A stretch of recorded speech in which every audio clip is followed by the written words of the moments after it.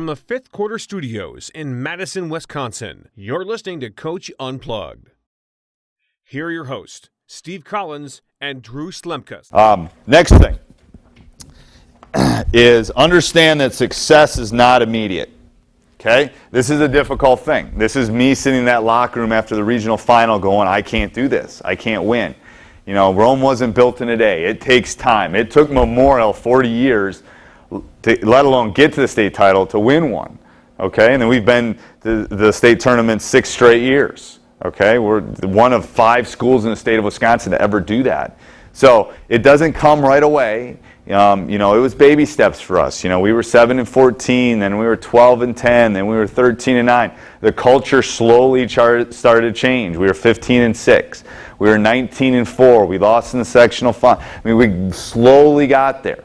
So, you know, it might be a 20-year plan for you, depending on what school you're at. It all depends on your situation, but you got to be patient, okay? And it might take 10 years to build the youth program up. You know, I was lucky that I had a good group of players coming through. I knew that there was going to be this one core group that was going to come through and help change our culture.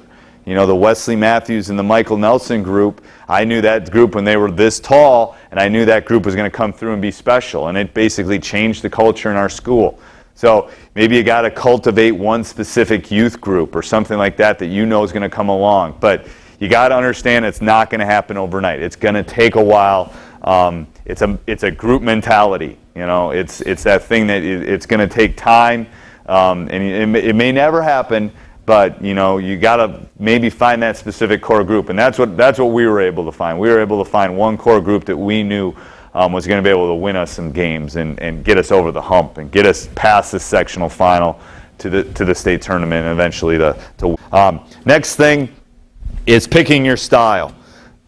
Okay, you got to pick a style you can sell, and then one that fits you.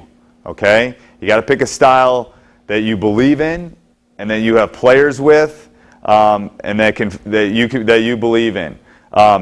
So pick a style that's good for you. Okay. My first year in Madison, we were like I told you before, we were 7-14. We were slow. We couldn't shoot. We couldn't defend. We couldn't get back. We couldn't do basically anything. Great group of kids.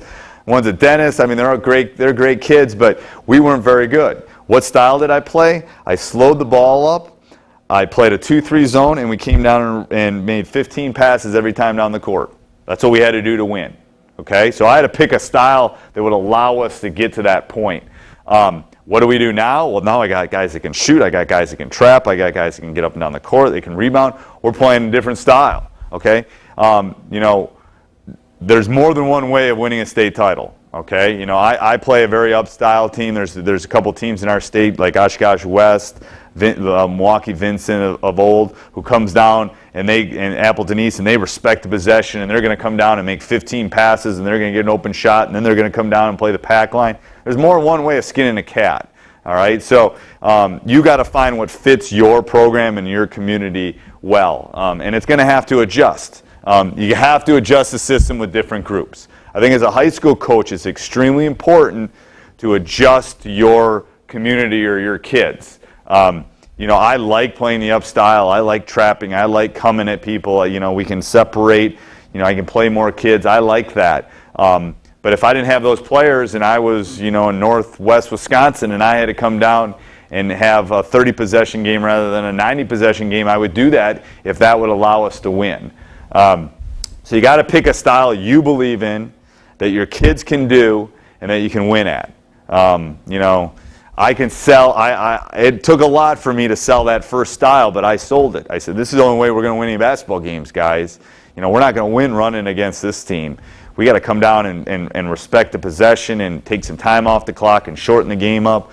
You know, so you got to believe in it. You know, even if quote unquote you don't believe in it, you got to try to sell it to the kids. I think that's extremely important in selling a system and believing in it. And it's going to have to change. Maybe you see this youth group that's coming, all right, we're going to be able to trap and press. Maybe you slowly start developing that into your program. But it's got to be one that you can sell and one that fits you. Don't just pick a style because that's what you know. and it doesn't fit your kids, that doesn't do anybody any good. You know, if you're running dribble drive and you've got 4 kids that are 6'7" that need to be on the court, it's really not going to work for you. You might have to adjust your system a little bit. So I think if you want to win a championship, you got to look at your talent. You got to be willing to adjust to it.